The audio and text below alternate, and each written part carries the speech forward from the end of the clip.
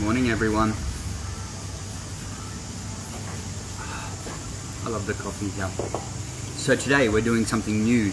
This new fandangled thing called landscape.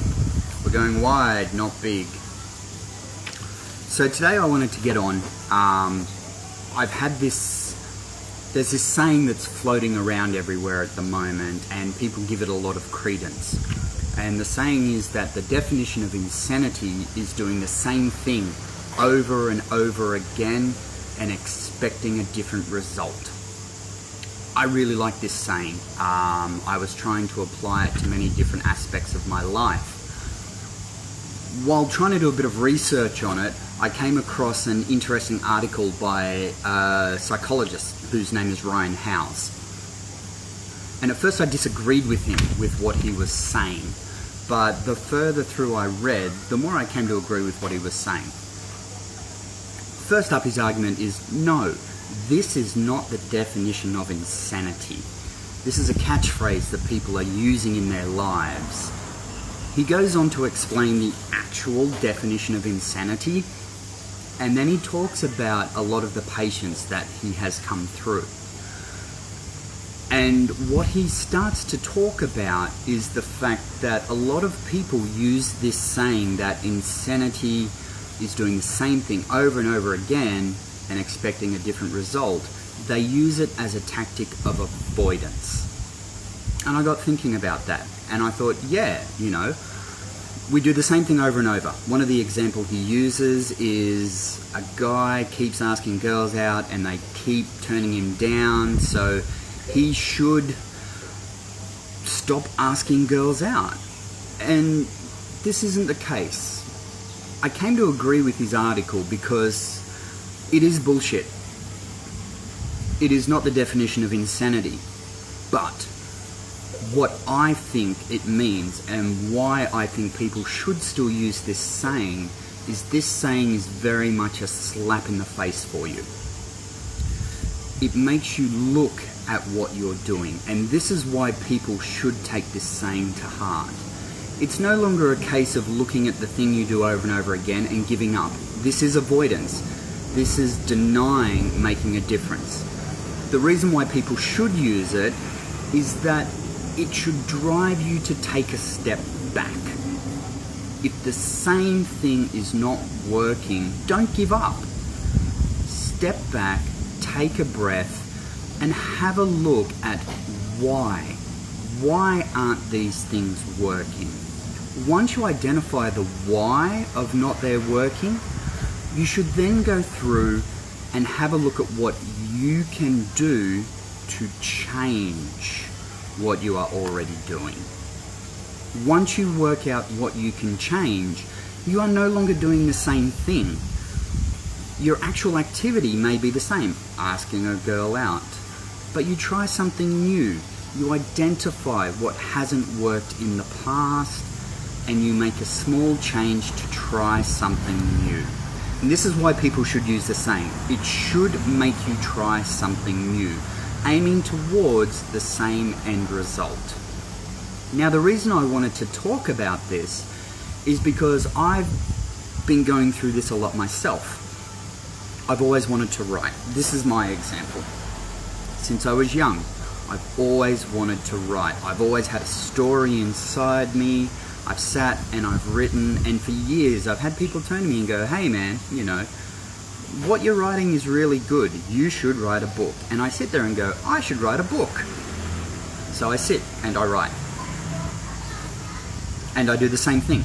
Every time I sit down and write, I do the same thing. And every time I sit down and write, I get stuck. So when I was looking at this saying of doing the same thing over and over again and expecting a different result, it's true, it was insane. After years of doing it, nothing was changing. So I took a step back and I went, okay, if this isn't working and I've tried this multiple times, what can I do to change my process? And this is what it comes down to. Everything is a process. For me, I realized that there are a lot of authors out there that are successful. There are a lot of authors that can just churn out books time after time, and a lot of it is really good quality stuff. And I realized that up here, I had the story, I had the imagination, I had the ability. What I didn't have was the process. So I've started looking for courses. Hey Kerry, how you doing, darling? And I've invested some time and some money in myself. I found some courses that look at the process, and it's end to end, you know. How do you come up with the idea? How do you move through the writing? How do you keep the discipline? I'm a manic person. I get caught up in bouts of inspiration, and I'll sit there and I'll churn out thousands of words, and the next day I wake up and go, I should write. And I just sit and look at the screen. So I'm focusing on my process. How do I make this better so I can do what I love? I can write and potentially, hopefully, release a book. So the other reason why I wanted to talk around this is because this saying is very much a part of the Feel, Think, Do journal. But having read that article yesterday, it made me step back and think on it. And I realized that it's not a saying to make people feel good, or it's not a saying for people to try something new and then give up. It's that slap in the face. It is that hard question of, hey, stop and take a look at yourself. Look at what you have done. Look at why it doesn't work. Look at it emotionally. You know, it's a journey. There is emotion there. It's the emotion of driving towards something, the inspiration, the happiness. And then it's that depression, it's that stress of not having a chance to do what you want to do. Then pull the emotion. Look at it logically. What has my process been up until this point? How can I change my process? And then you implement action. Using my example, my process was, I sit, I write, I have bouts of inspiration, and then I get lethargic. I'm not inspired, I don't want to write. My process is to change my discipline and to learn more, to learn how people do it. There is a strategy. My action is to invest time in myself. If I need to spend money to do this, then do this.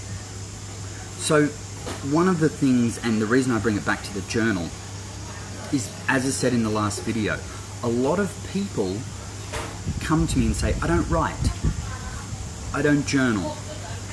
And I often hear this as, I don't explore my thoughts, I don't give my thoughts a physical body, I don't give them the credence that they need. So when I look at the design of Feel, Think, Do, and I look at why I want to get it out there, it is very much a case of wanting to help people change their process. We all have dreams. We all have stresses at work. We all want that promotion, that new job, to start that business, to start that new relationship, to end that really shitty relationship that we've been in for years. After years, we're still not doing it. So there's something in our process that isn't working. So Feel, Think, Do is about boiling down what your process is, identifying what isn't working and what you can change, what is in your control to drive your journey in a new direction. My hope is that people find a change in their process in writing in the journal. It's about giving people a bit of structure to give order to their thoughts. It's not about denying anything. It's not about saying, hey, don't feel your emotions anymore, or live just in your emotions. It's not about saying don't look at your problems, but it's about saying, hey, if what you're doing is leading to avoidance and what you're doing is leading to denial, maybe you need to ask those hard questions. Maybe you need to sit there and go, you know what? I'm going to drive myself to tears because I've been living in this bubble of self-aggrandization, And I'm not there. I'm not where I want to be. Maybe I need to look at myself. Maybe I need to ask the question so that I can look at a new action. I can look at something that I haven't tried before. And I hope that for many, what they haven't tried before is writing in a journal. So, the saying is bullshit. The definition of insanity is not doing the same thing over and over again and hoping for a different result.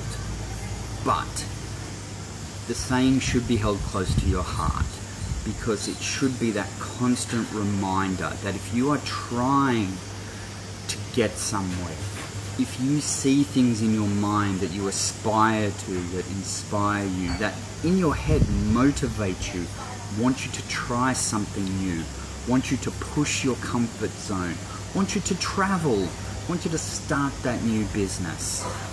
Maybe the existing process is that you've never got it out of your head. It keeps doing this. It's a loop. It just keeps going around and around. So if keeping it in your head is not getting it out, maybe sitting down and giving your thoughts a physical voice is the change in process that you need to make this happen. In doing that, you identify the action. This is the joy of feel, think, do. Identify emotion, identify logic, create action to make a change. So the reason I wanted to use this example and this saying is because it's one of those catchphrases. Like, I love it, but as the psychologist said, as Ryan says, everywhere you look, people are throwing this around, and it's meant to be inspiring, and it should be inspiring. But you need to look at why it's inspiring. The reason why it doesn't work for a lot of people when it comes to avoidance is people use it out of context. Get the context right, you can look at getting the process right, and hopefully that thing that you've been dreaming of all this time, you will find a different path. You will find a way to actually get towards what you're looking to achieve. So, I hope I've kept this under 10 minutes. I'm going live. I've got one... Hi, Kerry, again. One thing that Kerry started saying is she started carrying my dictaphone around because sitting and writing won't work for me anymore. Okay, that works definitely in regards to a journal. Journaling is very much about giving yourself the time to sit down and write. One thing that I've aimed for with Feel, Think, Do is that it adapts. It adapts to everybody. Some people will sit down and have time to reflect and give themselves half an hour. They'll write page after page, and this will be cathartic for them. They will be able to really make leaps and progresses along the way. Other people, and I had a lot of my testers do this, especially when they started, was they would jump in and just write a single word. One word on one line on one idea. Their logic, their think would be one word. Their action, they may leave that blank for now. This is the thing, you are not meant to have all the answers to begin with. This is a process. And as you get the process happening, it will become easier. Now, Kerry, I actually agree with you. Journals are very much about sitting down and giving yourself time to write. The thing is that we don't give ourselves just time to sit down and think. And I've been having this a lot as well. We have thoughts going through our head all the time, and to actually go, I have that thought, I must stop, I must write in my journal, and you flick open the page and you get your pen ready, and the thought's gone. It's gone, it's out, it's no more. The other thing is that you have thoughts in the strangest of places.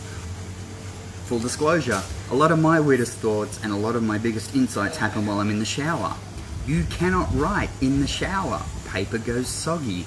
So I've actually done the same thing. I've downloaded a good app onto my phone, interested to share with people. And I'm getting into the habit of when I have an idea, whether it's for the journal, whether it's for a new book that I'm looking to write, or just an idea for a story or something I want to talk about, it's much easier to pull out my phone, to record an audio and to put it down. There is still discipline in this because it's very easy to record and never go back. You end up with all these awesome recordings in your app and you never go and listen to them. So a part of the process can be sit down, record the thought, get it out. That night, the next morning, go back and listen to the thought and actually sit and write on it, expand on it, give it the logic that it needs, and then create action. This will lead to more thoughts. This will lead to more ideas. So Kerry, you are correct. Like, carrying a dictaphone and recording is not a bad thing. It's much simpler. I am trying to use that in conjunction with my journal to capture the things moment by moment and then sit and explore in the journal. But that's the discipline of giving yourself time to actually do it. So I'm going to wrap it up there. Next week I'm going to do another live. I'll make it for Wednesday. Wednesday I will be on here. I'd love for people to leave some comments about what you might like me to talk about, whether it's something to do with the journal, something on the process, something on the journey, something about the other testers, or whether here's an idea, pick a random topic. Pick a random topic and I'll sit here and blather about it for a while. Alright guys, cheers.